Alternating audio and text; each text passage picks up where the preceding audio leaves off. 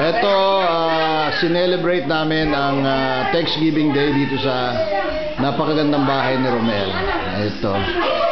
Ngayon, ito muna, siyempre, as usual, yung panganay kong anak, ayan. Si Happy Thanksgiving. Si Noemi, ito yung bunso ng anak, si Joseph. My son Joseph, he's crying. Ito mga kaibigan nila, ayan, mga kaibigan. Ito si Rihanna to, anak ni Romel, bunso. Yun naman ang kanilang pinsan. Yun, ganda babae, Okay. Ito si Alex, kaibigan. Ayun si Jacob. Come closer, Jacob. Ito Jacob. Yan si Jacob, yung nasa right hand side. Pogi rin. Okay. Ngayon, ang susunod si Romel. Kukunan natin ng video si Romel. Okay. Ito, maraming tao. Maraming tao. Okay. Ito ang may-ari ng bahay. Si Remesi, asawa ko na ni Romel. Ayan, may-ari ng bahay. Magandang babae yan. Ito, kaibigan namin, puti ito, imported. Ang pangalan to, Daryl. And kitchen staff. Ito,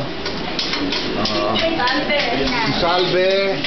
Saka, ayan, magandang babae rin yan. Ayan. Ito pa. Ito ang biyanan ni Romel. Nako, kung siya magluto. Ayan. Okay. Ngayon, ito tayo sa Big Boss. Ito ang panganay kong anak, si Romel. Ayan, pogi rin. Kamukha ni Bong Revilla yan. Ayan. Ayan. Okay.